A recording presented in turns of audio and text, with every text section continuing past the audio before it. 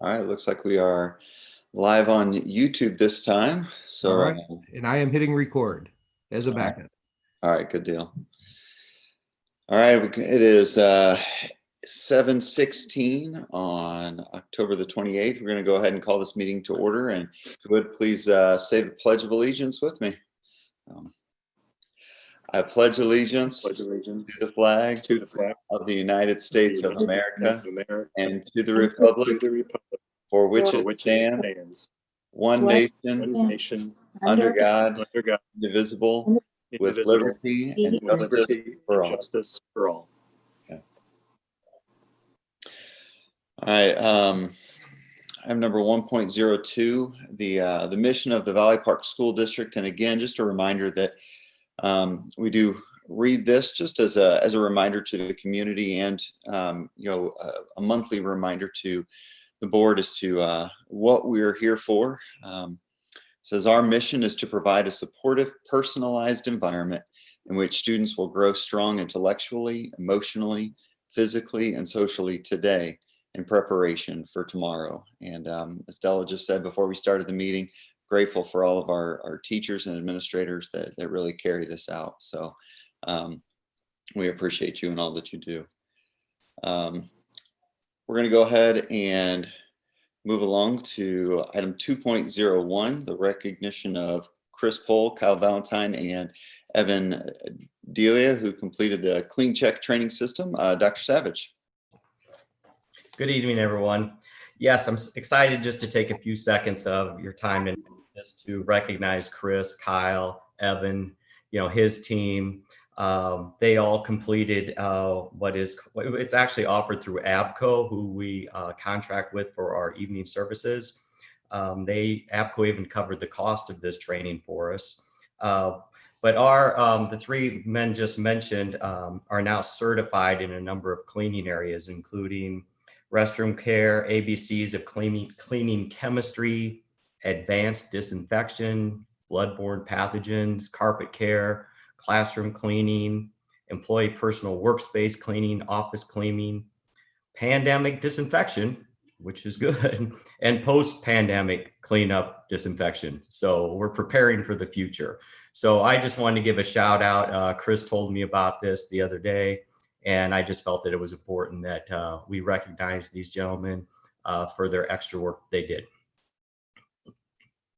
And we definitely thank you guys for all the hard work that you've been doing. Every time I'm up there, see you guys just rushing around and getting a lot of stuff done. So really appreciate you guys. I don't know if anybody else has seen that or wanted to voice their appreciation as well.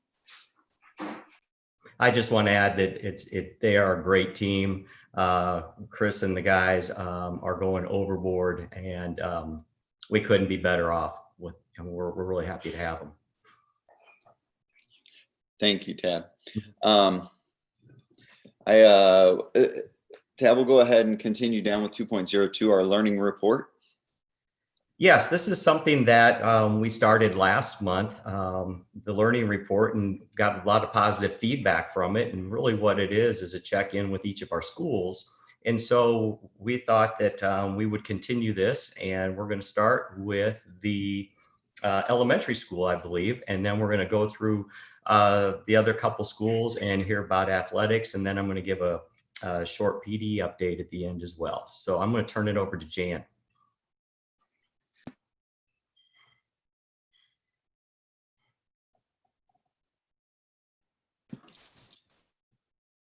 Sorry, do you want to share the screen, the PowerPoint?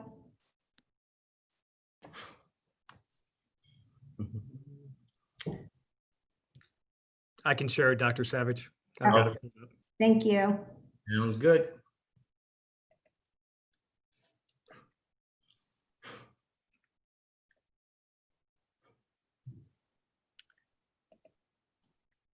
Dr. Monroe, you'll also have to tell me when to change your slides for you. Okay, you can go ahead. So I just wanted to start with our, since we've been in person, to let the board know that our attendance for the last 4 weeks has been at 95.08%, something that, we're very proud of, that when we return to in-person, we've had students are in our building and they're coming to school, so that's great. And we've had 0 office referrals up to this point, and we now have students return to the cafeteria and the multipurpose room. We're using that for lunches at 50% capacity. Okay, Dr. Dilge. So tonight I wanted just to share with you our reading scores as they stand right now. I was very interested in getting this data to see what we were looking at as far as our kids not being at school for almost 7.5 months, and to share that data with you this evening. So the orange numbers are our students either maintained or improved their reading scores. So in first grade, we had the percent of 75 that our students improved or maintained their reading scores, and a decrease of 25%. So our second grade students improved or maintained their reading scores, and this is based on their scores from last January up until September. 70% improved or maintained, and I have to look on my chart here, 30% decreased. And then third grade, it's 48% improved or maintained and 52% decreased. And then fourth grade, we had 46% improve or maintain and a 55% decrease. And then fifth grade, we had a 42% increase or maintain, and then 58 decrease.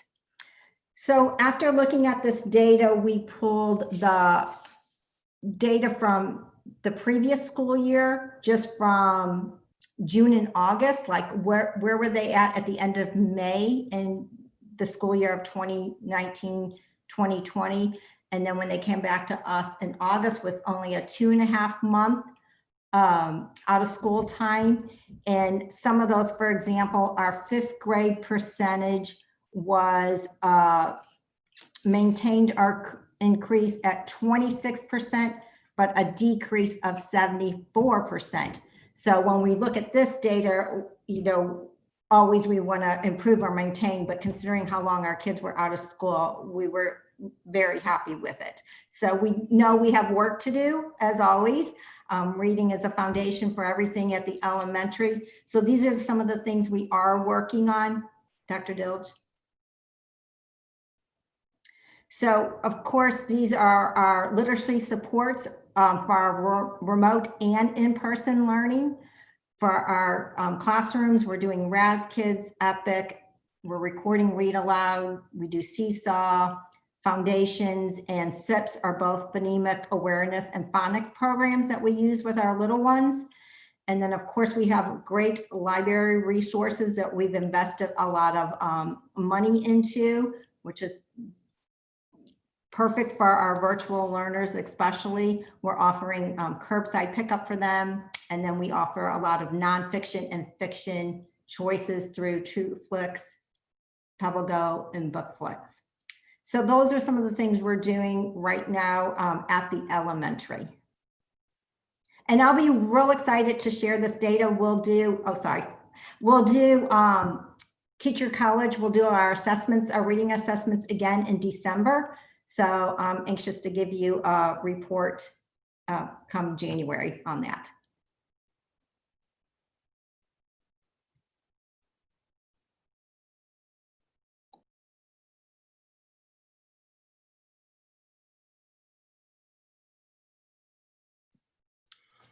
Kelly, do you want to go ahead and do your slides?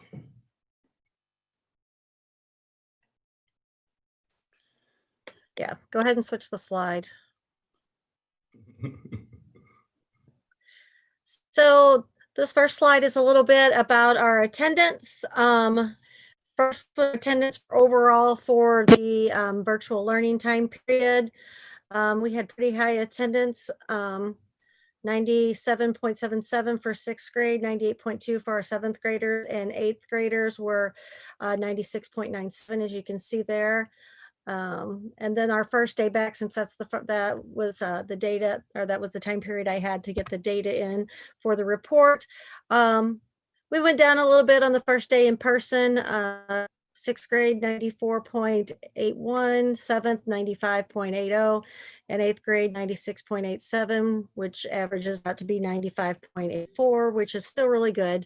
But also with our Edgenuity students, the reports that we get from Edgenuity are pretty significant. You pull all kinds of data and pull different kinds of when we pulled the data to see what our kids' attendance look like, it's kind of hard to tell because sometimes they're attending on Sundays and Saturdays instead of like a Monday or a Wednesday. But on average, our students, 90% of our students are participating daily. And that's at different amounts of time. Some of them are participating for less than a half hour. Some of them are participating for several hours.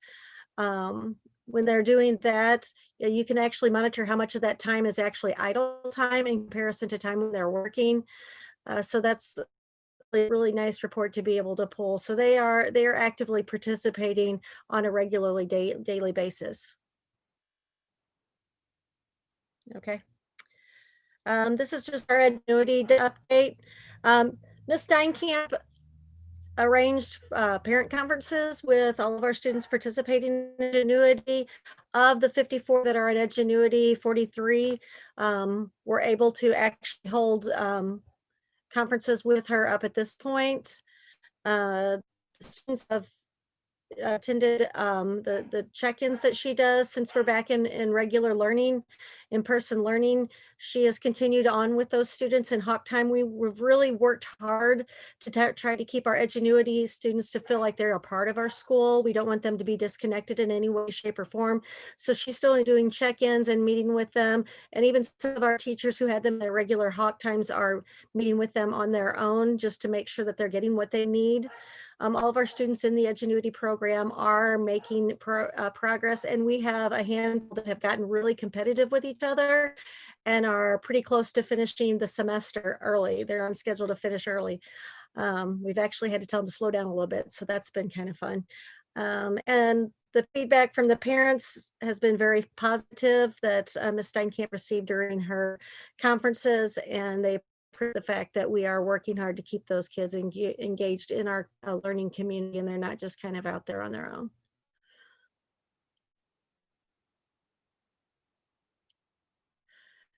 Reading and math intervention update. All of our kids have completed the A math and the A reading testing of FastBridge. Our interventionists have met with each grade level team and to discuss putting together who's going to need the most supports. We start with our at-risk data. At-risk is the most intense help that the kids need. And if you look at our math data, we have 11% of our sixth grade students fall in, which is actually 6 students. Seventh grade, 16%, which is 8. Eighth grade, we have 15% of our students, which is 7. And then for the A reading, 9% of our students, which 5. Seventh grade, 10%. In eighth grade, 11%, which are 5 students. Those students will be participating in intervention time. We have a set block period of time for intervention and enrichment for each grade level, and our interventionists work with those students during those time periods. Those are fluid groups, so if they show progress, they are able to move out, and then we can pick up other students that may be in. It's always flexible based on the student's needs. And then our teacher college reading results. 48 students tested at 6th grade were above reading level, and at 13 were at grade level. And then we had more than 23 that were a year within the year range low. 48 students tested in the 7th grade above grade level. There were 12 students at grade level, 26, one year below 4, and then more than 1 year 6. And then in 8th grade, we are still testing been completely tested the whole grade level. But at this time, 4 above grade level. There are 20 at grade level, a year below, there are 4, and then there's 7 that are more than 1 year below. We'll be giving this again in January. We did it virtually, which is kind of unusual. So we want to get the kids back in school, get them practice reading again, and then retest to see where they fall and see if there's a difference in the scores between now and then.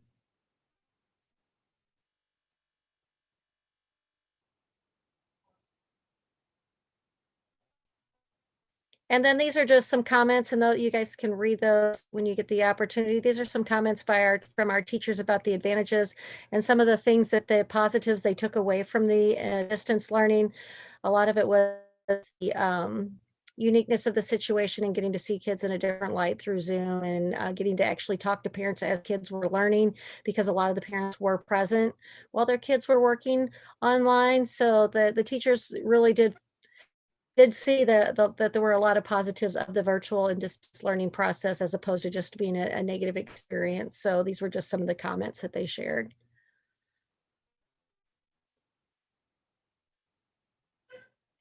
And then there's what we really want to see. The kids are back in the classroom. So they were excited to they masked up, they came in, and our first day was absolutely fabulous. The kids were great. They were just so excited to be back. And the teachers were just so excited to see him that it was just a great day.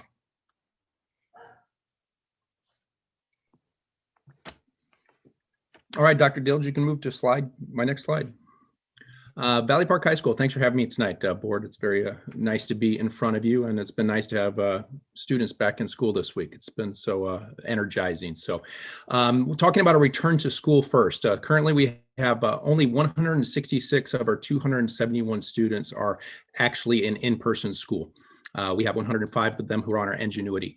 With 30 staff members on our campus, we have less than 200 people on our daily campus. And following our return to school plan that Dr. Dilge and his team put together, I believe that we have done a great job of mitigating the chance of the spread of virus at the high school. And with the small amount of students we have on campus right now, our class sizes are small. There's plenty of space in rooms, and very, very happy with how the first 3 days have gone. We had our first virtual student parent-teacher night last night, so it was something else, and we were able to get through that. We also gave a first virtual school presentation to the entire student body on October 22nd. We recorded that and shared it by email, and it's on our website. So I hope we did a good job of communicating the things and the expectations that we have for our students. Go ahead, Dr. Dilge. The big thing I'd like to say about that is our students and staff have been so good this week about mask wearing, distancing, sanitizing hands in and out. They clean their spaces after every classroom. So it's really been really cool to see. Well, we did talk to the kids last Tuesday about their comfort level on returning to school. You can see that 81% of the students rated their comfortable level at a 3 or higher. We had 19% that were struggling with it. We also asked them some pointed questions that they gave open-ended answers to, and we looked at those, and a lot of their answers were used to help inform our return to school procedures. So we're excited with how they're handling it, and the feedback informally and formally have been positive so far. Kind of reflecting then on our virtual school, attendance was just amazing. 97% is crazy. Really, really excited about that. I showed you the grade summary on the 16th of September, and we'll revisit now on the 23rd. Our freshmen, you can see that they did get accustomed to high school, and while virtual school was not perfect, they certainly became accustomed to it. 18% decrease in F, so we're very excited about that, and I think the freshmen that's what we would expect in a normal year, and that's kind of what we saw even virtually. Go ahead, Dr. Dilge. Our 10th graders were a little bit odder.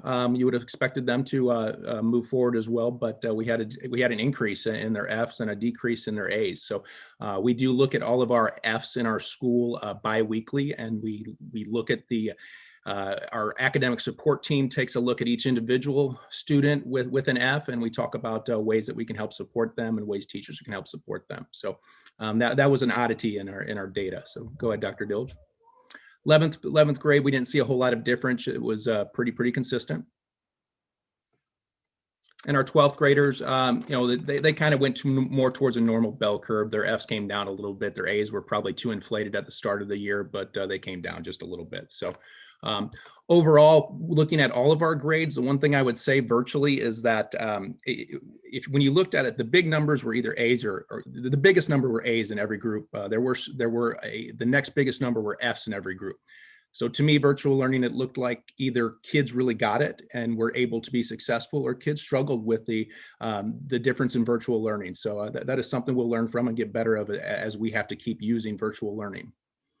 Our ingenuity notes, our 100% of our kids continue to make progress. Kind of like Kelly talked about, we got 8 students that are really close to finishing at least one class, and a couple of them are going to finish multiple classes probably before Thanksgiving. It's pretty exciting to see the progress they're making. About 50% of our students are making adequate progress in the majority of their classes. Students that are below projected progress, again, we communicate to them weekly, their parents, we get them the support they need, whether it's technical support, content support, resources with outside help that they can get. So we are supporting our students, and we do believe that we'll be on track to all of our kids to be successful in ingenuity.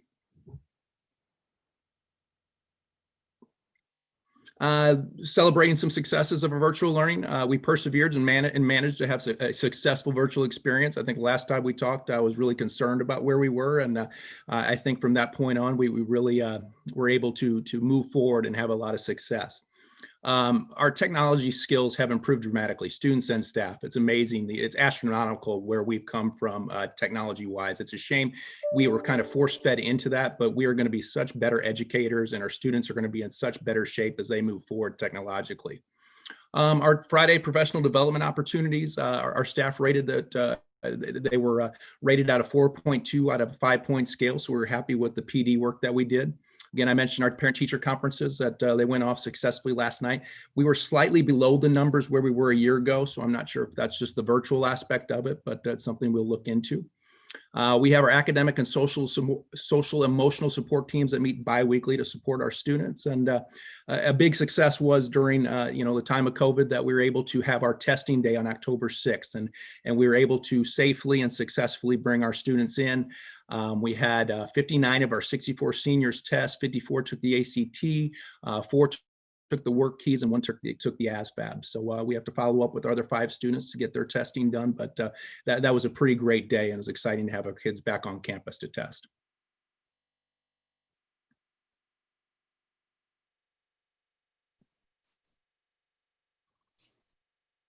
Thank you, Dr. Dilge.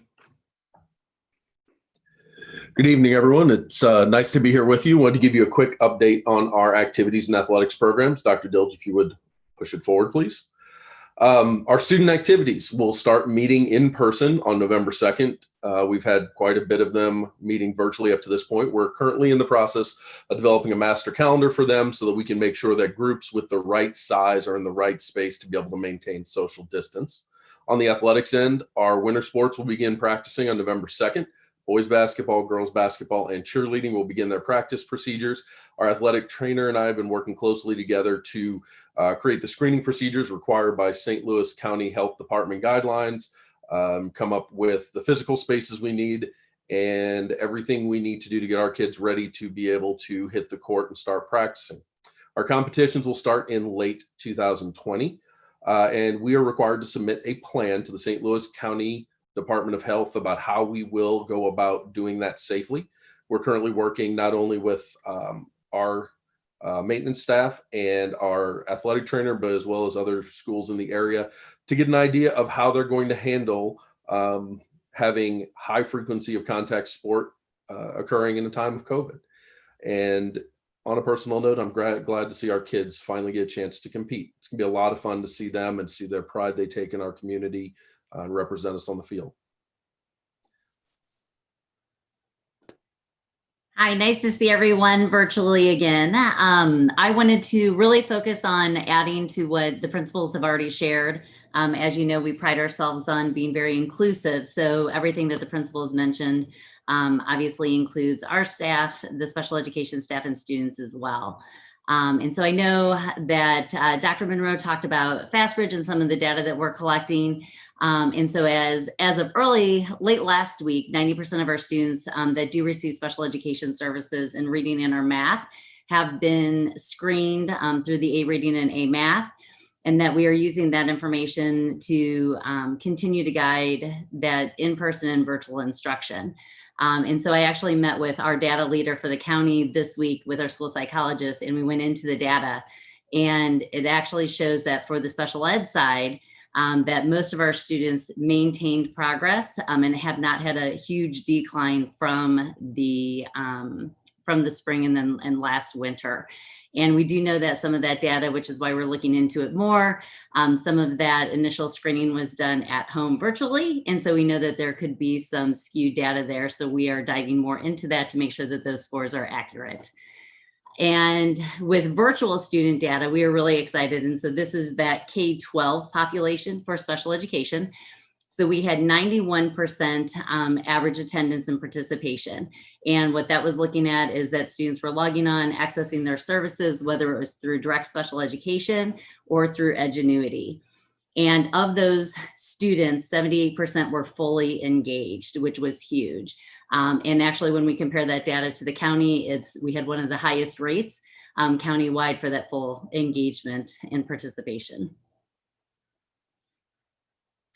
Other information that I just thought would be really important to add on, this time of year, we start looking at core data. So Dr. Savage and I have monthly meetings, and we're looking at a lot of different aspects of special education. And one of the pieces that we both focused on when we were pulling that core data this year, that 83% of our special education teachers in Valley Park have higher level degrees. So when we look at our numbers and we look at our progress that our students are making, it makes sense because our staff is amazing and they continue to do just great things with our students. And of those students, go back. Sorry, Dr. Dilge. Of those students, one of our pillars, as we know, is focusing on that social emotional learning. And one of the pieces that I think it's always important for us as a district to remember that when we're talking about students that have disabilities, that we have 50% of our population have areas of disabilities that can be connected and linked to those social emotional learning needs. So out of our special education population, we have 24% of our students have an area of disability of other health impairment. Often it is ADHD, but it's not always that. We have some other health impairments that are in there as well. 16% of our population has an area of disability of autism, 9% has an area of disability of that intellectually disabled, and then 8% has an area of disability of that emotional disturbance. And so obviously a big part of what we focus then is how do we use that data to continue to drive our professional learning. And so all of our professional learning to date this year has been on that social emotional component, and that is driving our professional development, our educator growth plans, and then our student growth plans as well. And then just our other areas of focus, we're always going to continue to focus on literacy and numeracy. And we had the opportunity this year to participate in a countywide pilot training. We have 2 teachers. We have a secondary and an elementary teacher going through a letters training. And then we have 2 teachers as well going through a numbers training. And this is a research-based, very high in evidence that has been proven over years with a lot of students in a lot of different environments. And so very excited that we were able to get through that. And I go through the training as well. So it's very heavy on the training. It's very heavily connected to observations and implementation. But we're hoping that that continues to focus our instruction in those smaller groups. And then with the social emotional learning, we did a focus area on what we call universal checklist and a critical 6. So making sure that our classrooms, whether they were virtual or in person, have those key components that ensure that the classroom environment and instruction is set up for high engagement and then high learning. We also ensured that our paras got that same level of training. And then again, connecting with other professional learning opportunities, and then that educator growth plan and student growth plan. And then the only other thing I wanted to add that is not actually on the slide, I know Dr. Luning just talked about our Edgenuity, and so did Dr. Muzzy. And so just within the last couple of days, we were able to slide some staffing over to ensure that our students with IEPs continue to have a high level of support in that virtual program. And so I was actually, this is interesting, we had 41% of our students at the high school are on Edgenuity still are doing virtual learning. And so it's really interesting to try to ensure that we're maintaining a high level of service for our students in person, and then also that online program. So thankfully, I was able to shift a full staff member to provide constant support during the day for any student who needs that support. And we're very excited about that. And then as well, we're able to add layers with their case managers and special education teachers as well. So excited to partner with both the middle school and high school for that. Thanks, Julie. Thank you, Dr. Dilge. And I just want to give a quick update where we were with professional development this time of year. The District Professional Development Committee is up and running, running strong. We have our first full PD day coming up on November 3rd. That day may look familiar. That's election day. So our kids are at home that day. They're at home countywide, actually. But our PD day is going to be set up 100% virtually. And we've actually split the day into 2 different sessions. Every year we are required by the state to do dyslexia training. This year, doing it virtually is actually kind of exciting. We're able to really provide lots of opportunities for our teachers to learn in ways that they learn better, offer different ways of learning for them, just like we try to offer different modes of learning for our kids. And so the morning, we're actually going to interview someone on our staff who has dyslexia. We're going to do that interview, which will lead to then some self-directed study. Teachers will have options of listening to podcasts. They'll have options of watching different videos that we have selected. And then numerous articles that we have selected. And then after they do one of those modules, they all come back together in one big Zoom, and we go into breakout sessions, and we have guiding questions for each of those breakout rooms. Just a sample of what those guiding questions are is, what's something positive new that you've learned about dyslexia in your session, and what are you able to take back to your classroom and use today, tomorrow, next week. So the morning will be spent with dyslexia. We will have a short break. Then we will switch over to our second part of the training. And our counselors have done lots of work on this. We're going to spend the afternoon on social emotional learning. That will also be 100% virtually. And again, we're doing the same thing. The counselors are offering all types of different sessions. Teachers are able to choose which sessions they want to attend. And so we're really excited about November 3rd. So I want to give a shout out to everyone on the district PDC. I want to give a shout out to the counselors. There's some people not on the district PDC that are helping out here. So I just would like to say thank you to everyone that's gone out of the way to stay together. Our next full PE day isn't until January 4th, and we're really excited about that. Our new PDC chairperson, Mary Patton, and I are working on this together. We're collaborating with Lindbergh High School, Bayless, not just Lindbergh High School, Lindbergh School District, Bayless School District, Afton, Webster Groves. And what we're doing is, the whole idea was to mix our staffs together so we can learn from each other. And we know we can't do that in person, especially coming right back from the holidays. So this is also going to be a virtual day. But we're really excited about the different strands that people can choose. We're offering things from technology to equity, more social emotional learning, just numerous different topics and different strands. We're even offering just roundtable sessions for kind of people that are in situations where they're just kind of like, for example, we only have one family and consumer arts teacher. So maybe we get all those people together and they have a roundtable discussion about things that are working well, whether it's in person or virtually. So we are really excited about how that day, and that's starting to come together nicely. We'll be signing up for what strands we want to do next month. I also wanted to do a quick follow-up on new teacher mentoring. We restructured that this year. We do have 8 new people to the district.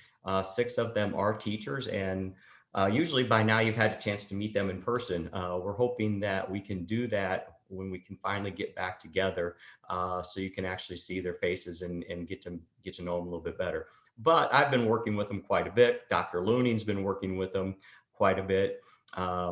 We do 30 and 90-day interview meetings. Dr. Looney and I met with our new teachers last month, and we meet with them monthly. And we're doing a book study with them. And another thing that we're doing to support our new teachers, actually 2 other things. Our brand new teachers who are only fresh out of college are going through Ed Plus. They have a beginning teacher program through Ed Plus. And we've already had 2 teachers attend their first day of that workshop. And then we are also in collaboration with some of those other districts that I mentioned before. I was able to work with some of the other assistant superintendents from those school districts. And we actually have a workshop coming up in the first week of November for all the new teachers from all those districts, and they get to choose, again, it's kind of a strand, really focus on what they feel like they need. Some of those things are, why is classroom management so difficult? Navigating successful communications, a discussion of implicit biases, what you need to know about working with students with dyslexia. Those are just a few of the strands that all the new teachers from those 5 districts, including ours, get to go to virtually, and then they also learn from each other. So we're excited about that. Dr. Dilge. And then the last thing I did want to mention, we never finished our new teacher mentoring from last year. You know, we all left in March, and so we felt like that we left a few people. There weren't many, but we felt like we left them hanging a little bit. So Dr. Dilge, if you'd show the next slide, DESE is working with Missouri State University to offer free courses for beginning teachers. And so I've met with last year's beginning teachers, 5 of them, 3 of them were new, 2 were on their 2nd year. And we're working together to find the right classes that work best for them. And they're signing up for courses. They're after school, they're 90 minutes long, and they just go to support and help teachers in their 1st or 2nd year of teaching. So that's a quick update. I just kind of finish up. We are working on the whole year calendar. It's coming together quite nicely, and be happy to report out about more professional development in a few months and let you know how it went. And that's it. Sounds good. Thank you very much, Dr. Savage. Few more things here, Mr. Pickard. Just one last update. So also, we know the importance of educating children. One of the key components is a healthy and safe school environment. And obviously this year more than ever, the health and wellness of our entire school community, faculty, staff, and families has been our top priority. So just wanted to kind of give you a bit of an update and some data to support some of the safety mitigation efforts that we've been implementing to try to provide the safest environment possible for all of our learners, both adults and students, as we kind of navigate the virus this year. So one thing we've been doing as we've been bringing our youngest learners back is checking in with our faculty and staff who are actually educating kids on a day-to-day basis. So the data that you're seeing this evening is from our most recent pulse survey. We've been giving this out almost weekly to our elementary and early childhood staff to assess how they feel things are going and to catch their pulse of our safety mitigation techniques and protocols. And you'll see overall, it's been generally positive. Just this past week, over 50 participants shared their responses with us. 100% strongly agree or agree that our schools are ready to welcome students back. You'll also see a really high confidence rating in regards to our faculty and staff's awareness to the safety mitigation practices and safety measures that we have taken to educate students safely. Over 96% say they strongly agree or agree. Also, again, really high percentage of confidence in the strength of those safety measures. Over 86, 87% of our faculty feel safe. And then maybe one of the most proud data points that I have to share this evening is we've asked our faculty, as they see students going through day-by-day activities, how are the students doing when it comes to things like social distancing, mask wearing, using the hand sanitizer, all those mitigation practices we know are best practice when it comes to trying to mitigate the spread. Not surprising, our students are doing well, but the most difficult part is obviously the social distancing. We're all human by nature, and we want to touch, and we want to be in a hurry, and we want to play. And so that's a work in progress. But overall, our students really are social distancing almost always or frequently at high rates. Most impressive, and this has been really early on, and compliments to both our families and our youngest learners, teachers. Our young children, grades K and above, have really been awesome about wearing masks in our schools. And I know that's not only been helpful to their peers, but I've got to believe it also gives confidence to our educators who are working with those kids each and every day. It's almost been really kind of humorous at sometimes that the kids are so self-conscious about it. They will remark to their friends about pulling up their mask.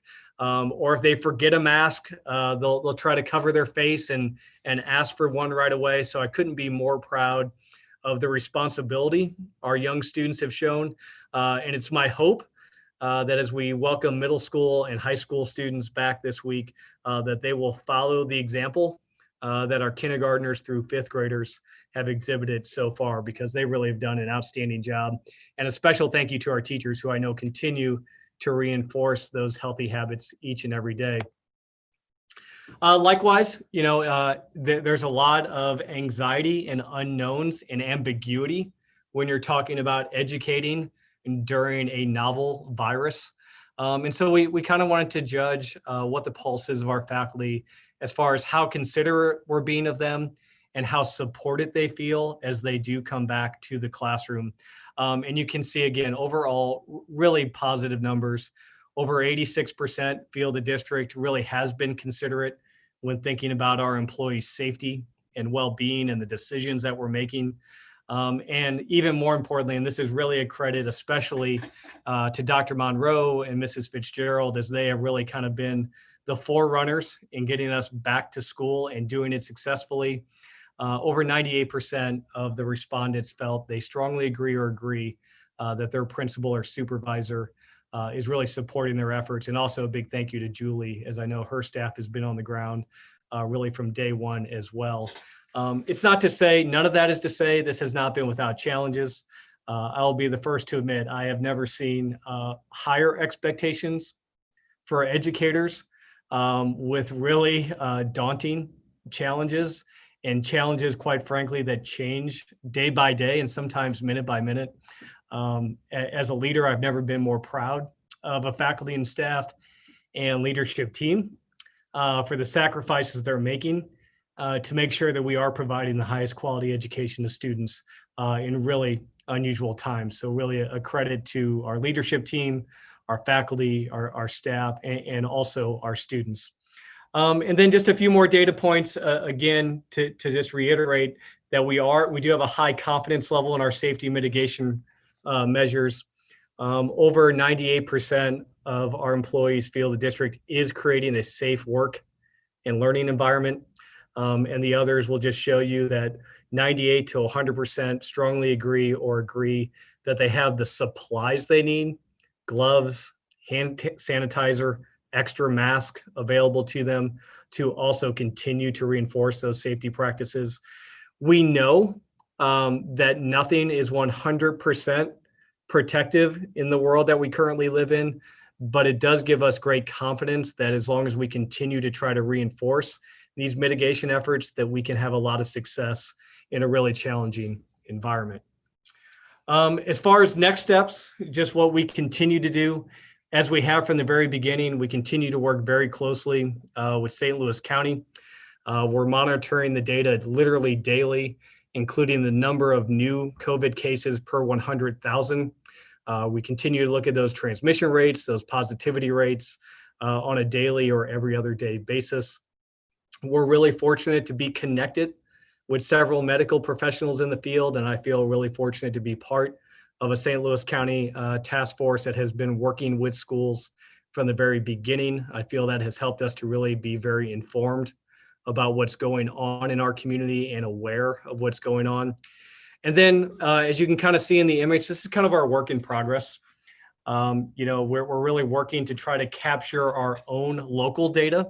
Now that we have welcomed more students and staff back to schools, we are completely K through 12 now in the district, trying to see what our local data looks like. And so our goal is to develop a dashboard that'll report out positive test, current quarantine staff, and current quarantined students by building and grade level. As many people know, while it's very exciting to have students back on campus and it's exhilarating, and we're happy to finally return to in-person learning where we know the highest quality education occurs, it has been with significant challenges. We've seen several cases of certified and classified staff we have to be positive and others quarantined. We've seen cases of students increase in positivity in our first quarantine class this week. And so we're battling those challenges every day. It strains the operations of the district. It tasks our teachers with having to be prepared on a moment's notice to teach in a number of modalities. And it's going to be a stretch and a strain for us to do things at a high level on a day-to-day basis. But I know we're all committed to doing it. And we'll now that we have everyone back, we'll look for opportunities to also incorporate our internal data with what we're also getting from the county and other local authorities as well.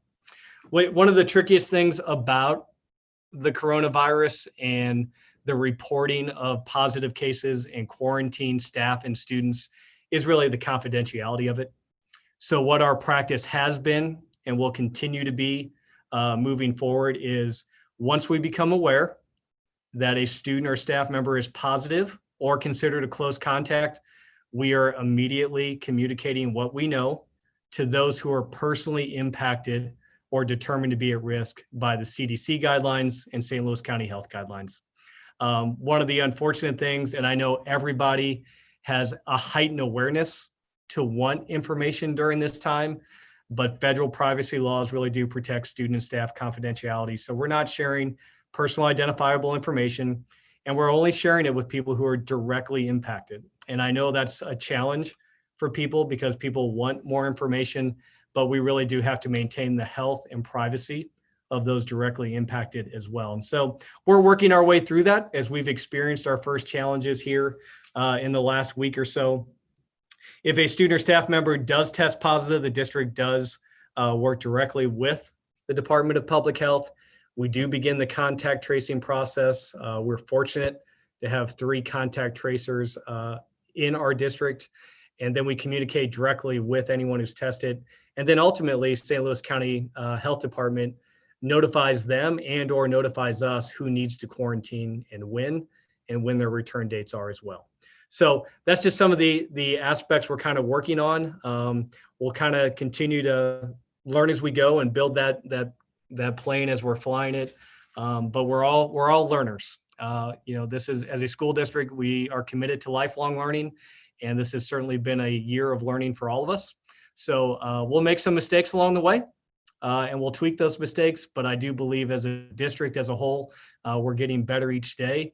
And I have a lot of confidence in the people who are educating our students and leading our faculty and staff every day towards that goal. Thank you, Mr. Picker. Thank you. I appreciate all the work that all of you are doing. I know it's a very difficult time, so I appreciate just your transparency through all this and your willingness to try new things. And all the data that you're bringing to us. Does anybody else want to? Anybody else on the board wanted to share anything? Yeah, I just wanted to say thank you so much to the administrators and the staff for putting all that together. It was really helpful. I really like being able to see the progression as we bring everybody back to in person. So thank you very much. I also look forward just to seeing how we tweak our process when we have close contact students that need to be removed from their classroom so that we can maintain their sense of safety and dignity and confidentiality as well. I know we're in uncharted waters, but we've got to do better.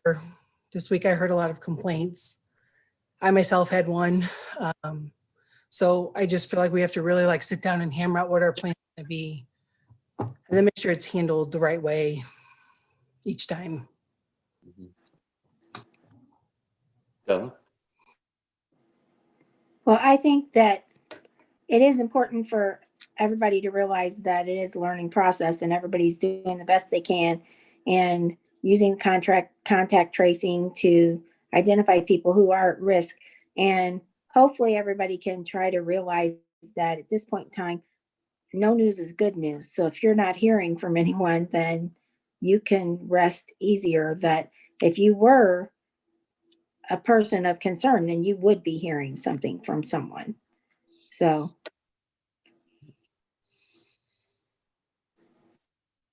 Well, again, we thank you so much, and we're going to go ahead and move on to 2.03. We're kind of going to mesh 2.03 and 2.04 together. Dr. Dilge, I believe that we still only had one public comment. Is that correct? Okay. So this involves the discussion and review of Board Policy KG, which is regarding the community use of district facilities. In particular, I know I've been asked a lot of questions lately, which is why we brought it up in the agenda this month from different parents, especially right now when there's very few places for kids to go, just questioning the policy. So I wanted to take time to review it and see if any of the board members had questions or comments about it. I know this is one that has been on here since 1995, and we've updated it periodically, lastly in December of 2017. So I was going to see if first open it up to the board before we read the comment and see if you guys had any comments regarding this policy or questions about it.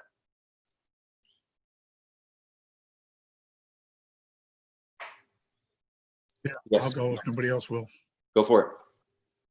Hey, I want to make a mention that by following the board policy, the way it was written originally, gives all citizens an opportunity to use a facility, the batting cages, the gym, instead of the way it has been done recently, where only a select few that happen to be in a specific clique get to use those facilities. I think if the school district is willing as a group, and which I am one, that we would supply the supervision for specific groups at certain times to use it, because I understand that we need to have the supervision there. We can't give that right over to someone else. That I think it would be money well spent to get kids back into doing some activities that they haven't been doing because they're all been locked up at home. So I just think if we follow what we're supposed to follow, that everybody gets the same right, not just a few. That's my 2 cents. Yeah, I as I was reading through it, I kind of I definitely agreed with you. I was going to ask you and some of the others who had been on, a little bit closer to when this was written, but really with all the revisions that it's had, I feel like it's the policy itself is very clear on how to use it and who gets to use it. I don't know that any of that needs to be revised for sure. It's pretty crystal clear. Yeah. The problem is it just hasn't been being followed. I mean, and when something hasn't been being followed and being followed differently, then it becomes the law and not what the actual policy says. So, people get used to doing things wrong, then they become right. So I think if we get back to the policy and we follow it and we give the opportunities for people to use the facilities, and, I think it's a great idea to have our coaches. And I mean, if they're willing and wanting the additional time to supervise, and you have a specific time open where they're just not willy-nilly hours, that it would be a great opportunity for everybody in the community to use the facility. I mean, we all need to understand that you can't walk into the library in a high school just because you pay taxes as a citizen and start taking books out of the high school library. Or we can't just walk in, and we all pay taxes. We as board members, even board members can't just walk in and sit in the high school English class because we feel like we want to sit in an English class. Yeah, we pay taxes, and yeah, we pay for the school district, but there's still rules that we all have to follow. Because if you had the entire city do that, it would be completely out of control. So I have no qualms about this. I've heard it too, Jeremy, from as many people, if not more than you have. And I think if we follow the policy and we give the opportunity, right now, they don't feel that they have the opportunity at all because they feel constricted. And I think if we give the supervision, we allow the supervision and we as a district pay for it at specific times, then that gives them the opportunity to use it and take some of that concern off of them of being fully liable during the time. Because if we got supervision there, hopefully we've got supervision that is capable of keeping people safe, and that takes 90% of the risk away. So I think it's a great policy. I think it's nothing wrong with it. I think we just need to enact it and give the opportunity to people to use it. Because right now, just saying no, that's not the right answer. I mean, we want the kids out of the rooms. We want the kids off the Nintendos. We want them in the batting cages. We want them shooting hoops. That's how we develop better athletes. That's how we get some exercise in. So I think if we just give them the opportunity and we supply some supervision, I think we can all win. Yeah, and in fact, I know that some others wanted to say something. I know that see, Dr. Dilge, you had spoken with you and Adam had spoken a little bit about this, correct? So Del, I see that you're unmuted. I wasn't sure if you had something to say, but I'd love for go ahead if you want to say something, and then I know that they have something to speak almost directly to what Pete was saying as well. No, I was actually just listening at this point. Okay, good deal. So Dr. Dilge, Mr. Hamilton, Nicole has something she wants to say. I just had a question. Was there any particular incident or anything that caused this change that anybody is aware of, or does anybody know what happened? Right now, there's really no change. I mean, this is back in 1995 that this policy was written, and there hasn't been any change for nearly 3 years. And so it's really just been people's misunderstanding, I believe, of how to go about this and the way that it's been used before. So right, Nicole, the change has been is we have a different AD, and only prior that certain people got to use the facilities. This policy gives the right to everyone to use the facility, and now, if we follow the rules, everybody has the right to use it. And I just think now that we should, as a school district, offer the supervision up to allow people to use it. Just saying no because they can't afford the insurance or whatever. Parkway, Rockwood, they all require insurance. The biggest issue is if we supply the supervision to specific hours in the evening or whatever it might be, whatever we deem as a group, that gives the people opportunity to use it. Mm-hmm. Okay, I just didn't know if something happened and there was a reason. The privileges. That's what happened. Yeah, there's just been a lot of conversation about it recently, and so I wanted to have an opportunity for them to hear about it, but also for us to talk about it, and for them and for people that had concerns about it to be able to ask questions as well. So, Dr. Dilge, Mr. Hamilton, if you guys want to share. Yeah, so first of all, thanks for the opportunity to talk about this. And Pete, thanks for your background on this as well. It's nice to have kind of that historical context. The difficult part, and I appreciate Mr. Hamilton's patience through all of this, is this policy, as Mr. Picker and Mr. Coates have stated, has not only been implemented for a long time, but recently revised as early as 2017 or as recently as 2017. The difficulty is it probably has not in full transparency, been enforced for a very long time. And so the challenges have been that some people have been able to use the facilities without following some of the guidelines of the application and the needed insurance to basically protect the liability of the district, both the personal injury liability, but also the property damage that could occur as well. But as Pete alluded to, he's absolutely right. And I'll let Adam speak to this. A number of school districts, there's a number of ways to provide more student opportunities to help them develop socially, emotionally, and physically.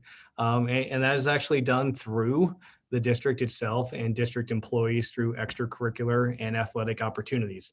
Adam, I know not only leading up to this, but you've worked in other districts, as have I, where this is the place. So why don't you talk about, I know it was one of the things you wanted to do pre-COVID, not knowing we would be entering COVID throughout the summer and fall. But why don't you just talk about some of the ways that you hope to expand those opportunities for kids in the future? Sure. Thank you for the opportunity. The easiest way to go about doing this is something that our state athletic association not only allows, but condones, and it's called open facilities. Every school that I've been a part of, whether that was, Sumner High School in the city, Fort Zumwalt School District, coaches are allowed to open their facilities during their off seasons for students to get extra work. So for basketball, the gym can be opened up. Batting cages can be opened up for baseball and softball. We even did it with football. We were able to roll footballs out, and our senior leaders were able to lead practices. The benefit to the open facility, there are a couple of them. Number one, it's run by their coach or one of the members of the coaching staff, so you're getting consistency of leadership. The kids are being exposed to the coaching they're going to get. But the other nice part about it is that you actually, as a coach, are capable of giving direct instruction to an individual who is working in the open facility. So as an example, if I were a basketball coach, which is something none of you want me to be because I can't shoot, dribble, defend, or jump. But assuming I knew how to shoot a basket, and I saw that Mr. Coates was having some trouble shooting his free throws, and I kept seeing that his elbow kept floating out. I can't run a drill. I can't organize a whole practice, but I can go up to Mr. Coates and say, hey, I noticed by your elbow where it is, you're probably not getting the right leverage you want on the ball. Tuck it in. It's going to help you make a better shot. This is probably a good reason why I shouldn't be a basketball coach, to be honest. Adam, were you there in 74 when I was playing? I'm not going to answer that because I'm going to make you feel old, and I don't like doing that to people. Okay. Well, that was actually a statement that somebody told me. So, yeah. Okay. Well, I'll be honest with you. I know nothing about basketball. It's one of the few sports I've coached, so I made that up. That was so good. if it was Keep correct, your elbow in. Keep your elbow in. Coaches can give direct instruction to their players. We can't organize a whole practice. Like I said, we can't run drills, but we can give directed feedback. This is something, at my last school, it was something that we worked together as coaching staffs to do during the winter season, particularly like January and February. Baseball and football would work together to get gym time in the morning so that we could do, baseball would have 2 days a week for the indoor cages, football ran routes for 2 days a week.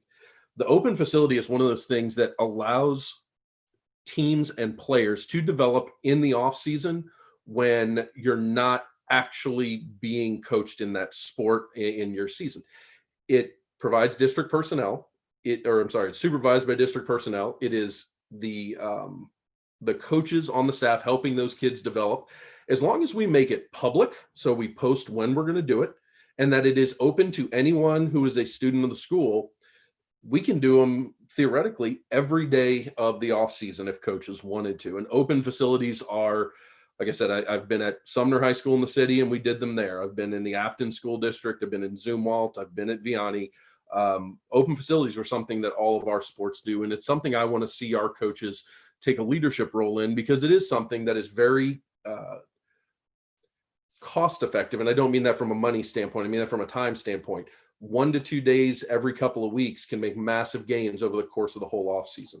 So open facilities are really our simplest, easiest, most cost effective, both monetarily and skill development wise, opportunities to see those facilities get used to help our kids do social emotional, to help our kids get better at their sport, and to start to build the relationships that are frankly necessary in the middle of a season when you've got to get on a kid about improvement.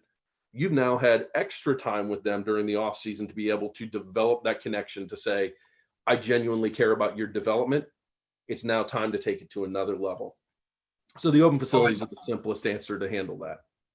I got two questions. Yes. When do we start it, and is it budgeted? So when do we start it? We can start it as soon as we would like. Now that we have students back in school, our coaches can start using those facilities whenever they would like. From a budgeting standpoint, I'll be honest, I've never received extra pay for doing open facilities at any school I've been at. That was part of my job as the head coach. That's a district-wide decision. I know, like I said, I've been in SLPS, Afton, Vianney, and Fort Zumwalt, and at no point did we receive extra pay for our off-season stuff. Pete, likewise, the other places I've been to, most of the coaches have wanted to hold open facilities. Again, if we think about creating the most competitive programs, it's more opportunity to engage kids and develop them as athletes, and not just the current high. I would also like to point out, this isn't just for necessarily high school athletes as well. It's open to any student.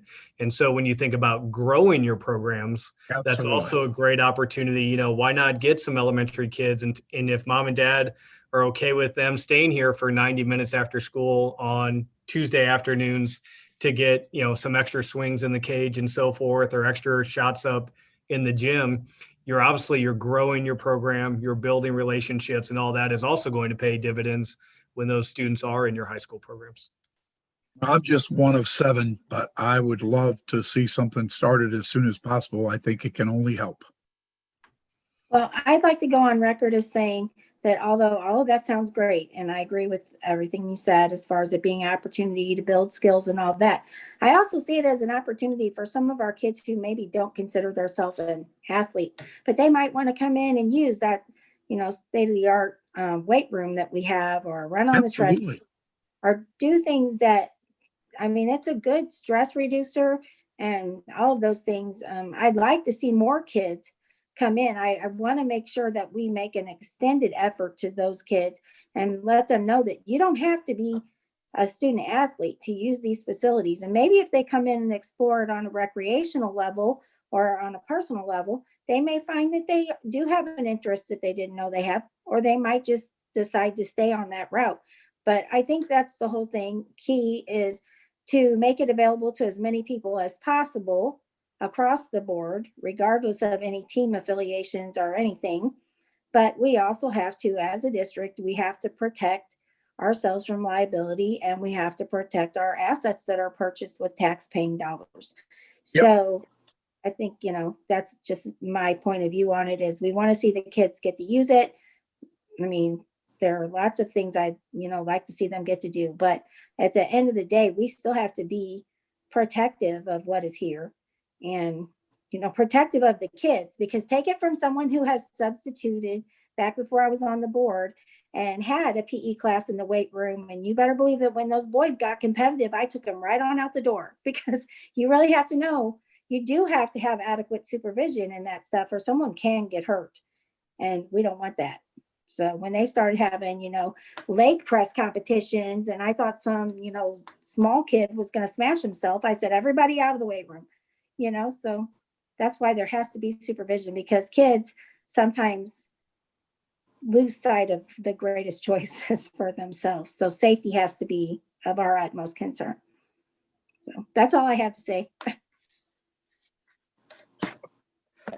Adam, are you going to say something? Oh yeah, no, actually I was going to echo exactly what Della said. I think the policy does a very good job of outlining liability protection for the district and the district's assets. But beyond that, I think procedurally the open facilities concept, I think is wonderful. I've been talking with Tim about that for a while.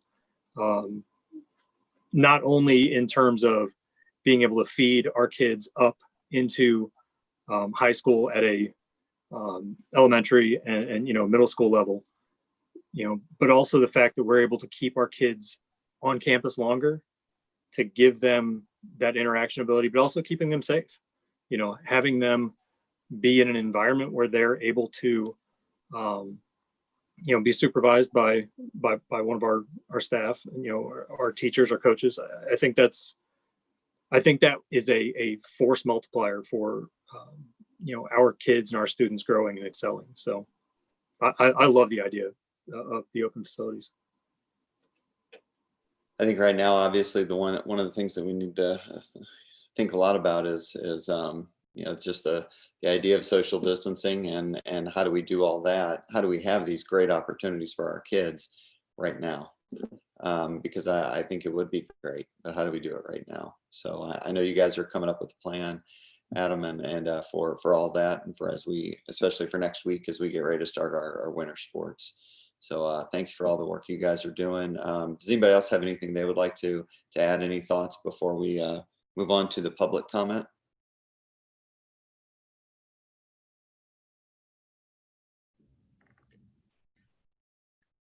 All right, Tim, you mind go ahead and going with that, and then we can discuss anything from that if we feel we need to. Yeah, I would just echo what you said, Jeremy.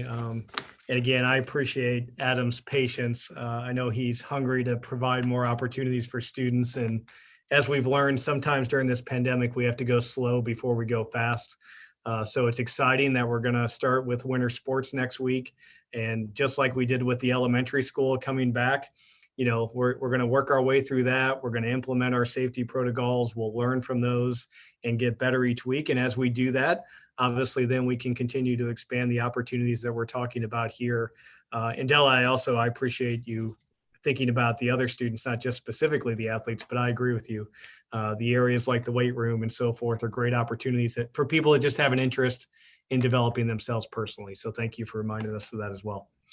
We do have one public comment this evening. The public comment is from Bob Geary of 160 Glenbar Court in Valley Park, Missouri. Mr. Geary writes, I would like to comment on the agenda item regarding policy KG, community use of district facilities. I'm happy to see that, quote, the superintendent or designee may authorize use of district equipment by community groups for educational, recreational, social, civil, philanthropic, and other similar purposes, unquote. My interpretation is that the superintendent could authorize the activities director or VPSD coaches to authorize students, parents, and the Valley Park Athletic Association to use the batting cage, baseball, softball fields, gyms, etc., under the right circumstances. This has been done in the past through the previous superintendent and previous athletic director. I have 3 children who are students in the VPSD and who have participated in sports through VPAA. My children and their VPAA teams, VPSD children, have benefited by using the VPSD facilities in compliance with VPSD policy KG, as have several current and past student athletes from the VPSD. I've been a member of the VPAA for the past 10 years. We have always worked in partnership with the VPSD and their administration and coaches. This has never been an issue. In fact, the Valley Park softball team used to host a high school softball tournament and use VPAA Brignell Park as a second field. Up until a few years ago, when the VPHS softball field was resurfaced, the VPA field was always a backup field in case of rain and if we could get the VPA field playable for the VPHS team. I'm not sure why VPSD policy KG has now become an issue. If the current board, superintendent, and activities directors are not willing to allow current and former VPSD student athletes to use the VPSD facilities during non-school hours, then I would like to ask them what their plan and vision is to help student athletes develop and improve themselves. Valley Park High School athletics have always been competitive and have won several conference, district, and state championships.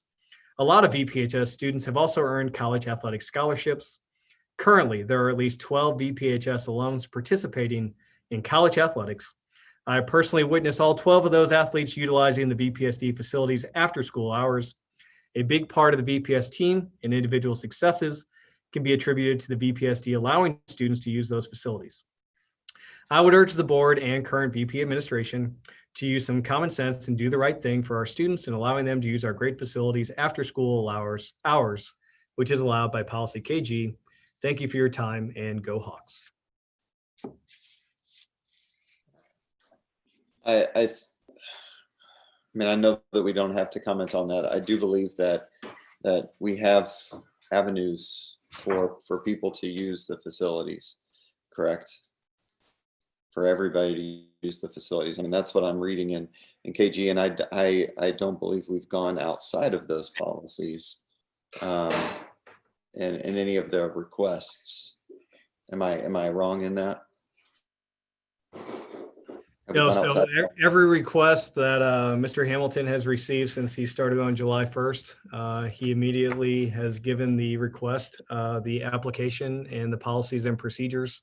Where we have run into some challenges is that essentially people would like to use the facilities with either out providing the insurance or without district supervision, which, as we kind of have already discussed here, cannot be allowed. So again, I don't want to reiterate too often, but I think previously the policy was not enforced as frequently, or it was enforced for some and not others. And so all we do, we just notify them, we give them the application and the policy right away. I do know, again, COVID has thrown a loophole in things. We did have the entire district off limits to everyone until July 1st. And then we also made the decision when we went virtual, we were going to continue to not open up the facilities because we didn't want to bring groups together. We really wanted to stress the idea of social distancing and maintaining health and wellness.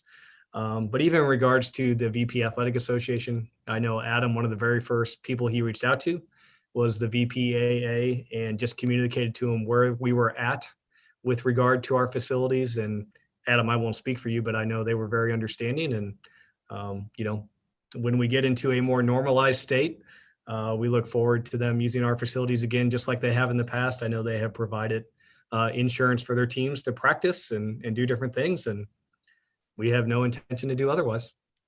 Yeah, I had a couple of really good conversations with Sherry O'Brien.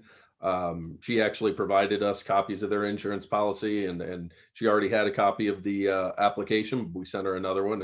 And the reality was with the VPAA, it was more of a situation with COVID and our decision not to allow outside groups on campus for safety purposes. But assuming, we are returning some level of normalcy, they seem completely fine with the current process and have already, provided the insurance information. I don't anticipate that being a problem moving forward. Great. Well, thank you guys for taking care of that. If there's nothing else, I think we can go ahead and move on to 3.01. As before, I am going to be doing a roll call for all of our votes, just since we are virtual, and I think that'll make it easier for Marcy, I believe. So I'm gonna go ahead and make a motion for the approval of the agenda. Second.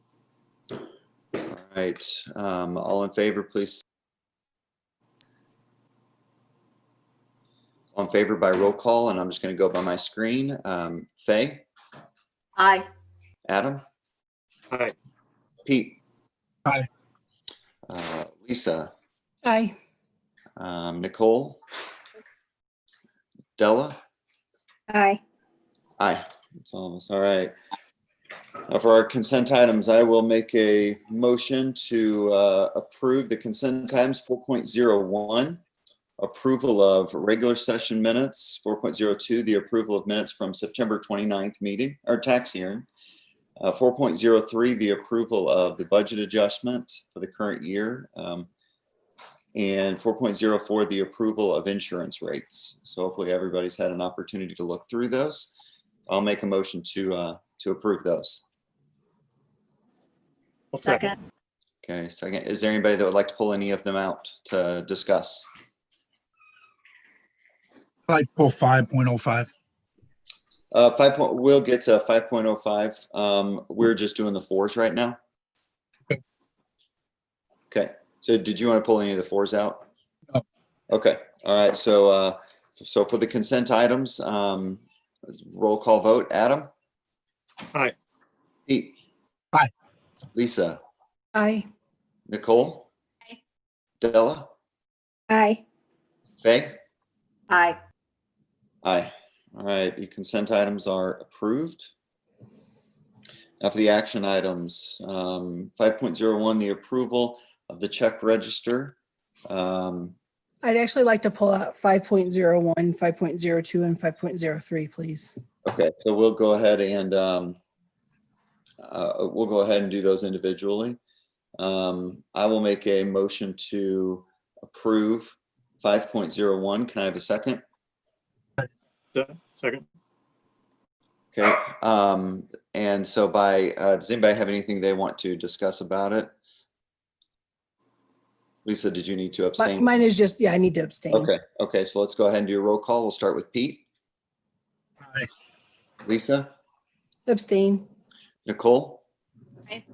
Della, Aye. Faye, Aye. Adam, Aye. and Pete. Oh no, I already did you. I started. Yeah, you started. Aye. All right. So 5.01 is approved with 6 yeses and 1 abstention. 5.02, the approval of the special school district substitute personnel contract. Dr. Dilch, would you like to say anything about that? Yeah, so this has been in establishment for quite some time. Essentially, it's an agreement between us.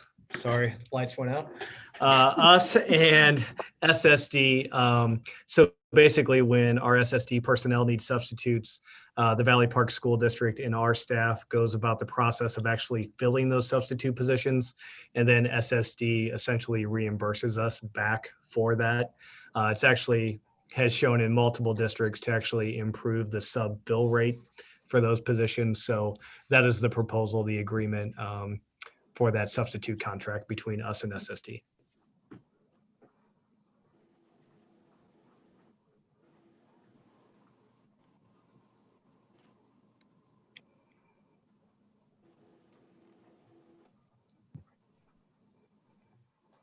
Sorry, I was muted. I will make a motion to approve. Can I have a Second. second? Okay. Is there anybody that would like to discuss anything about 5.02? All right. Then we will go ahead and start a roll call vote with Lisa. I abstain. Okay. Nicole. Aye. Della. Aye. Faye. Aye. Adam. Aye. And Pete? Aye as well. 5.02 is passed, 6-4 and 1 abstention. 5.03, the approval of special school district consortium agreement. Dr. Dilge. So again, this is another partnership agreement between us and the special school district. The purpose of this yearly agreement is, one, to give an update on the legal structure of SSD and how they run the technical education consortium, and basically to talk about the shared responsibility and how SSD will use a percentage of the Perkins Fund to help offset some of those programs. And then it just communicates the roles and responsibilities of member districts. So I recommend that we continue to renew this partnership with SSD to continue to provide these services for our students. All right. I'll make a motion to approve 5.03. Can I have a second? Second. Second. All right. I'll beat you. Is there, does anybody want to discuss this in any way? I know that we have been graced with some great SSD personnel. So we thank y'all so much for making this decision incredibly easy this discussion incredibly easy for us. So we're going to go ahead and it's been, we've had a second already. So let's go ahead and start with Nicole, 5.03. Aye. Della? Aye. Faye? Aye. Adam? Aye. Pete? Aye. Lisa? Abstain. Aye. And 5.03 passes, 6 with 1 abstention. 5.04, the approval of the tax anticipation note resolution. Mrs. Dawson. Good evening. So each of the past several years, we've had to ask for a loan to get us through the fall until we get our property tax revenue in December and January. So this is no different this year. We are only asking for authority up to $500,000, which is a little bit different than in the past. And we don't think that we'll even need that much, but we're just trying to be prepared. And there's a member of Gilmore and Bell here if we need to ask him any questions. We do that. I'll make a motion to approve 5.04. Would anybody like to second that? Second. I'll let you choose, Marcy. So if does anybody have any questions? I believe it's Mr. Creech that's joined us. Right. Yeah, question. Pete, you had one? Yeah. Okay, go for it. Susan, what's the current reserve balances right now? Our current reserve. Percentage wise, on a percentage is- basis. Hold on one second. I have that with me. Okay. I'm sorry. I didn't mean to. Oh, no, that's okay. Is it currently under 6.02, Susan, under the monthly financial report? It is, but I don't believe I have the fund balance percentage there. Okay. So it is, it's actually at 6% based on the cash flow, but we know that that's going to rebound. Right. Everybody knows we have a policy we are striving to be at 25% balances, so we don't have to continue to take a TAN. So we all need to know in our hearts that we want to get out of TANs. And the only way to get out of TANs is to get the balances up to between 23.5 and 25.2, somewhere in there keeps us out of the TAN game. So we all need to know that's what our district goal is and where we need to go and how we need to get there. So everybody, all of the board members and all administrators, we all need to be conscious to get out of this TAN game, that we need to look at every penny every day. Otherwise, we're never going to get out of the TAN game.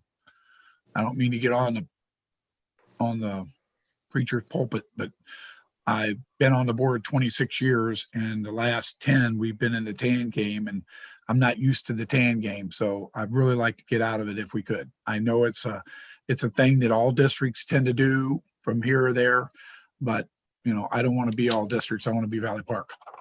So we all need to be conscious of every penny we spend every day. Otherwise, we're never going to get out of it. Mm-hmm. Any other questions or comments regarding the TAN note? All right, it's been we've already had a second, so let's go ahead and start with Della. We're voting on the approval of 5.04, approval of the tax anticipation note resolution. Della. Aye. Faye. Aye. Adam. Aye. Pete. Aye. Lisa. Aye. Nicole. Aye. Aye. All right, 5.05, the approval of the bond refunding. Ms. Dawson, and is Lorenzo joining us? Yes, we are happy to invite Lorenzo Boyd here to discuss the bond refunding and give us more information on that. You are muted. Good evening, everyone. Good evening. It's the little microphone. I'm glad to see everyone. Thanks, Pete. So do you guys have a copy of the presentation? Is Patrick on where he can go through it? Yes, he's pulling it up now.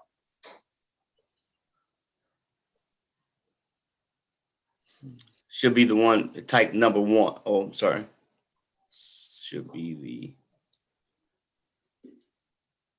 Let's try the one that says slide 1, Patrick. There's the PowerPoint, right? Yep, there we go. So go to the next page.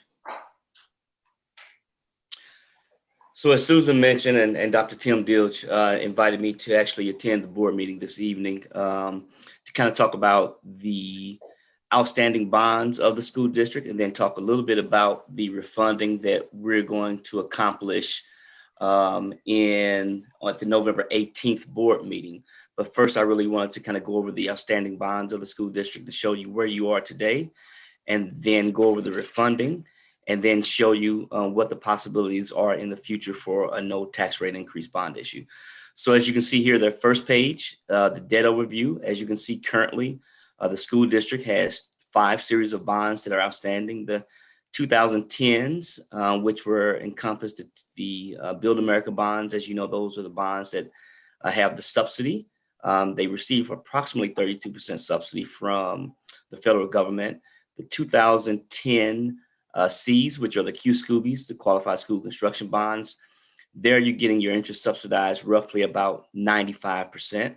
Then you have your 2014 As, which we're looking to refund. They have a call date of 3/1/2021. And I do want to mention that the 2010 transactions are non-callable. Then the 2014 Bs, which are non-callable as well, which is about 855,000 left on that bond issue. And then your 2017 As, which they have a call date of 3/1/2025. And as you can see right now, the school district has about a little over 19.1 million in general obligation bonds outstanding. Next page.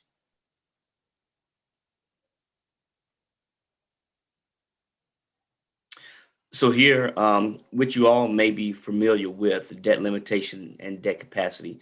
As you guys are aware, in Missouri, school districts can issue up to 15% of their assessed valuation in general obligation debt.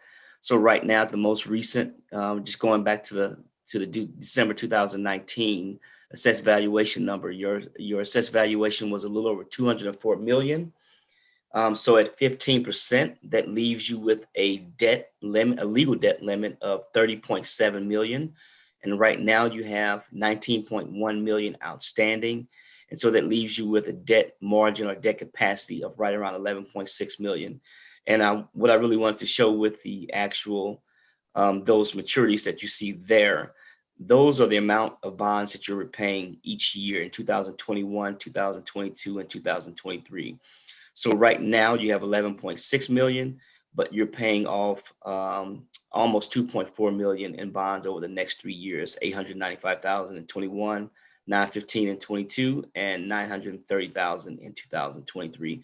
So if you issue no bonds between now and then, and your assessed valuation remains constant, you'll increase your debt capacity by roughly the amount that you are paying off each year. Next page. And jump in with any questions if anyone has any questions. So right here, the next 2 pages are your debt maps, what we like to call them. That's a series of tables that show what the outstanding bonds that you have. And this is only on a principal amount basis.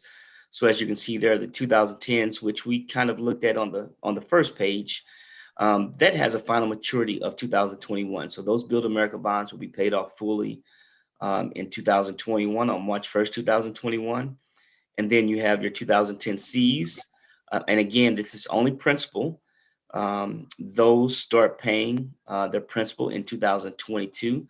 And as you can see, they have an interest rate of 5.54%, but you're only paying 7 basis points, which is basically 0.7%. So you're basically paying almost nothing in interest there. You're paying 7 basis points. So your next issue is your 2014 As, which have a call date of 3/1/2021. Their first principal that's outstanding, that's eligible to be called, is the 2024, and those go all the way out to 2033. And the first maturity is 2024. And so as you can see, you still have the 6.8 million outstanding there. And you can see the range of interest rates that you have in front of you for the 2014 A transaction. Next page. Then you have your 2014 Bs. Those bonds are highlighted just because they were refunding bonds. They were used to advance refund your Series 2010 leasehold bonds.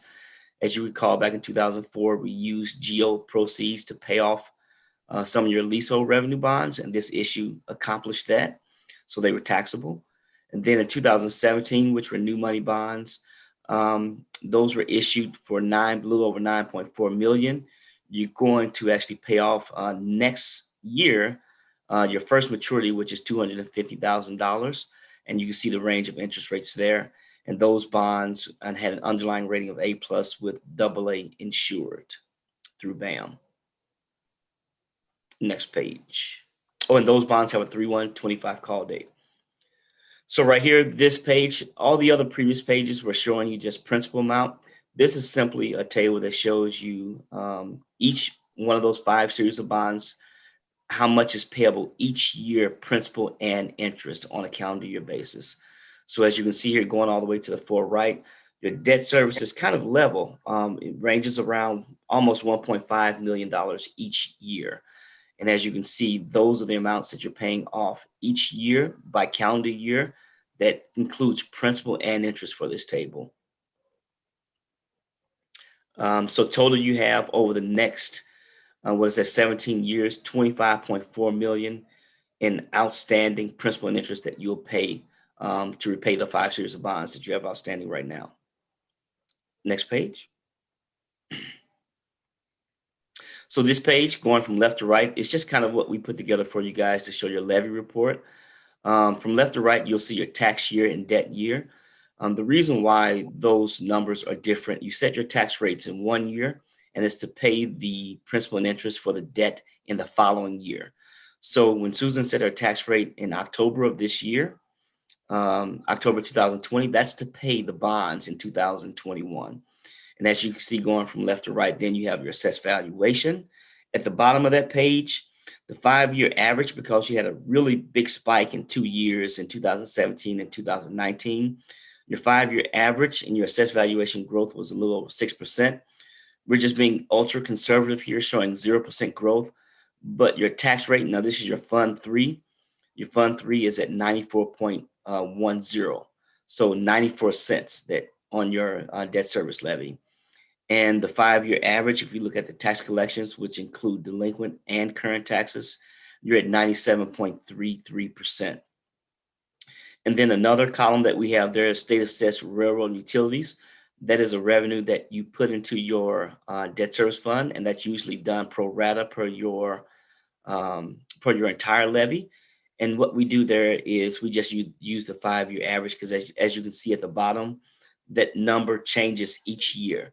So this past year in 2020, if you look at that at the bottom of that page, SARRU, in 2020 there was 43,000 that went into that fund, went into the debt service fund, and in 2019 35,000. So we just used the 5-year average for some assumptions. So you'll see the total revenue there each year. Then with your aggregate net debt service is because you're receiving, if you recall, on those 2010 series of bonds, you're receiving subsidies from the federal government. So this takes into account the interest that you're going to be repaid by the federal government. So then you have your required levy to make your debt service. And so as you can see there, the use of fund balance column going over to the right, you're adding a little over $400,000 each year to your fund balance. So your fund balance is growing each year. So you'll see there where the fund balance is in the green. So you're right over 100% where you stand right now if you were to do nothing. Next page. Any questions so far? Okay. Great. So this is the refunding that Susan mentioned. We're looking to refund the 2014 A bonds. They have a call date of 3/1/2021. It's about 6.8 million outstanding, but the new par amount will be 6.5 million. And what we're doing, we're actually refinancing those bonds for savings. So by refinancing those bonds, you're saving almost $1 million in interest savings from now into 2033. So the total percentage is about 11.8%. Just to give you some perspective, whenever you issue bonds in the direct deposit program, which these bonds would not be in the direct deposit program, but it's a good guideline. The state of Missouri says that you must save, the benchmark is 1.5% for refundings before you take on a current refunding. You're saving, roughly 6 times that amount. So our benchmark at Stiefel, we want to save you guys at least 2% to make it worth your while before we refinance bonds. So this is a great refinancing opportunity where you're saving almost 12% on this transaction.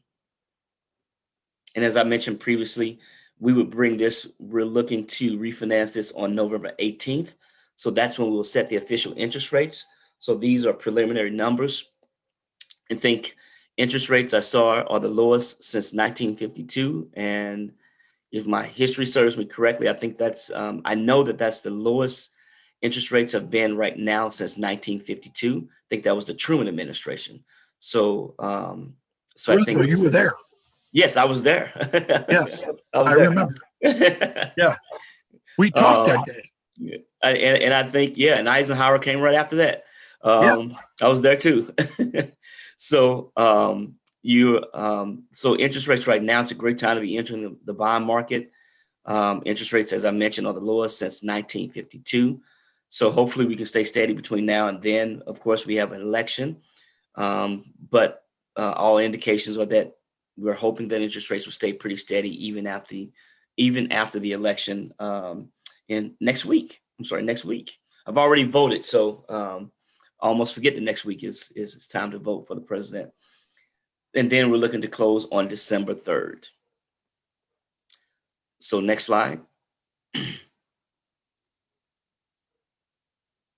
So here, after talking with Dr. Dilge and Susan, wanted to look at, okay, what could the school district issue and no tax rate increase in 2022 and 2023? And as you can see there, this is just looking at, and I will tell you that we use current interest rates and we kind of hiked them about 0.5%, because obviously in 2022, if you went to the voters in April of 2022, that's about 18 months away, a year and a half away. So we took current interest rates and increased them by about 50 basis points or 0.5%. They could rise more than that between now and then, but just wanted to kind of show you something so you can kind of spitball things and kind of understand where you could issue bonds and no tax rate increase should interest rates remain pretty constant. So in 2022, you can issue roughly 10.5 million of bonds. And in 2023, because you're paying off some bonds, you can issue roughly 11.5 million, keeping your tax rate at 94.1 cents. And as you can see, there are all the assumptions that were used as in the previous analysis. Next page. And then if you remember the page before where I showed you the levy, this is just basically showing you your debt service levy impact and what it would look like to your debt service levy once you issue that 10.5 million of bonds. And this is assuming that you issued all 10.5 million at one time. This doesn't take into account if you were to split these transactions up. But as you can see here, at 10.5 million doing those bonds in 2022, your fund balance still remains pretty steady and pretty healthy. And you're actually increasing your fund balance roughly, if you see the use of fund balance column, about, let's say $45,000 on average from now until 2037, and then roughly about $97,000 on average from 2038 to 2042. So roughly, so you're adding to your fund balance each year, and you don't really hit that green column until around 2029, where your fund balance is over 100%. And obviously, and it's very obvious, this is conservative because we're showing no assessed valuation growth between now and 2042. And the next page, it's the same page roughly, but showing you that you could issue 11.5 million. And as you can see there, your fund balance still remains relatively healthy, but you can issue 11.5 million relatively comfortable. In 2023, it doesn't take into account, you do more then. We didn't factor in what you'll be paying off between now and then, but to be conservative, you can still issue 11.5 million. Right now you have 11.9 million that you can issue up to your debt capacity. But if your fund balance grows and you're paying off those bonds, as I mentioned on the second page, roughly about 2.4 million between now and 2023. Do I envision you'll be able to issue more than 11.5? Yes, I do. So, but this is fairly conservative, kind of giving you guys a quick understanding of what you can do in the future. And I believe that was the last page. And I'll open it up to any questions. Go ahead, Yes, Pete. Hey, Lorenzo, Yes. our assessed valuation, we've just about grown with the last apartment slash restaurant complex up in Twin Oaks. Mhm. We don't have a lot more room in the district to grow for assessed valuation unless the assessor happens to go up. And we know as it hit us a few years ago, we actually went down. Mhm. So I appreciate you being conservative on the assessed valuation, knowing that we are land restricted. So I really appreciate that in your numbers, because by inflating the assessed valuation to unsustainable numbers, then everything else falls out of place. Right. I do appreciate that very much. And what do you anticipate? Do you anticipate by not locking in prior to the, earlier, that we will be able to save some of that interest? I mean, I'm sure you guys got forecasters and everything else. Do they really look at the interest rates are going to stay relatively stable after the election? I know you mentioned that. I'm concerned about movement prior to locking in. Yes, I mean they're fairly well. Of course, no one has a crystal ball, but I know, but you got you got people that do that for a living. I understand. Exactly. But they based on talking to our desk, our traders, and some of our underwriters, they feel confident that interest rates will remain pretty steady because, as you know, the Fed probably about a month ago. No, sorry, a little over a month ago, they said that they were going to keep the Fed funds rate basically where it is at 0% to 0.25% between now and 2022 and keep it steady right there. So our desk believes that interest rates will remain pretty steady, but obviously things could change. So they're looking at staying around 0 to 2 basis points. Yeah. And right now, I'll just tell you this. I did a transaction more recently for some other school districts. This would be a 13-year transaction. I can see you, if rates stay steady, that you would be in the neighborhood of right around 2%. Yeah. Okay.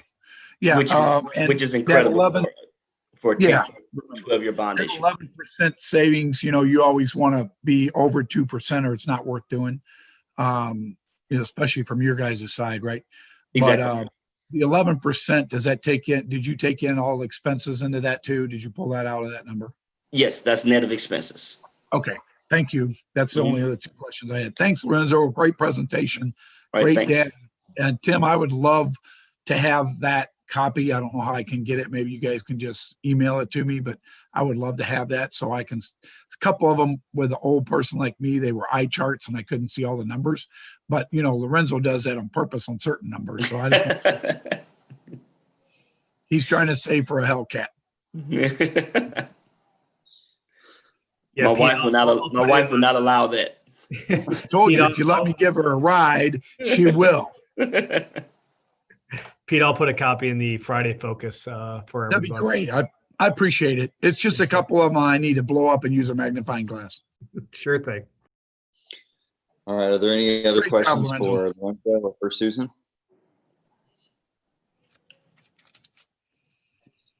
Very thorough. I appreciate that. All right. Well, Patrick, you can go ahead and take that off of the screen. Thank you very much.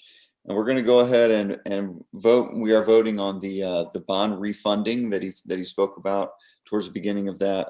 So 5.05, the approval of the bond refunding. So I'm going to go ahead and make a motion to approve that. Can I have a second? Second. All right. And I believe we are, well, let's just say we're at Della. Della? Aye. Adam? Aye. Faye? Aye. Pete? Aye. Lisa? Aye. Nicole? Aye. Aye. All right. Again, thank you so much, Lorenzo. Appreciate your time this evening. And I'll be back in front of you guys on November 18th. Next month. Yes, sir. All right. Thanks. See you guys. Thank you. See you, Lorenzo. Thanks, bud. Thanks. All right. Now I'm going to make a motion to adjourn to executive session. Can I get a second? Second. All right. And roll call. Let's go ahead and start with Faye. Aye. Pete. Aye. Lisa. Aye. Nicole. Aye. Della, Aye. Adam? Aye. I'm an aye. Everybody, thank you so much for joining us. I hope for your high school people and middle school people that your first week has gone well. Elementary, it's been great seeing you a few times, dropping off Ian. You guys have a great time. Thank you again for joining us.